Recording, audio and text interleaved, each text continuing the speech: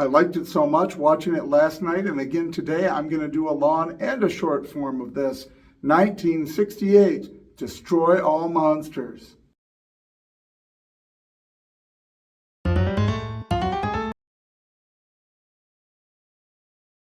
It's only recently that I've rediscovered these Japanese kaiju films.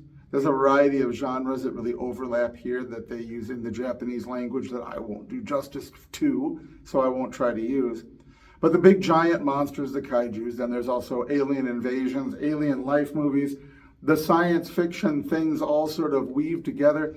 In Destroy All Monsters, Earth comes under attack, first infiltrated by, then openly invaded by the Keloqs, beings from one of the small planets they say exist between Mars and Jupiter.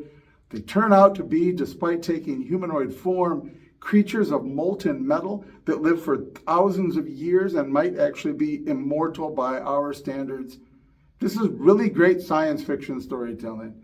At this time in history, the big giant kaiju monsters are housed on Monster Island, monitored and kept there for the good of the world. They live like a giant creature game preserve. The alien invaders get control of people through mind control devices, but also the monsters use them to spread chaos on Earth.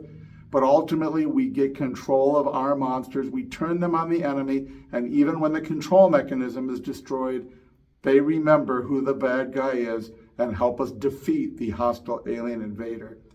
A permanent moon base manned by humans, rockets back and forth to the moon, the space travel, the vehicles, the armored vehicles that come out of the space rockets, complete with tank-type treads. Everything is so well thought out. It's an amazingly well-developed science fiction universe, and most of this stuff, when you see it, is miniatures. But to be able to have fireworks, things exploding to look like rockets, and being able to see them from Godzilla's point of view for a few seconds too, even, it really, if you can suspend the disbelief that these things are obviously miniature, it is so well and intricately plotted and developed and written and executed. It's just a fabulous way to tell a story when you didn't have the means to do what you can easily do now with CGI. The best of them I've watched so far, Destroy All Monsters, kind of weirdly misnamed. It's not really about that, but it blends all of these science fiction, alien invasion, future technology, the development of the human race, and the monsters of antiquity, sort of the boogeymen of our past that keep popping up in these kaiju films, and ultimately being creatures of Earth and willing to defend Earth. And we end with a happily ever after.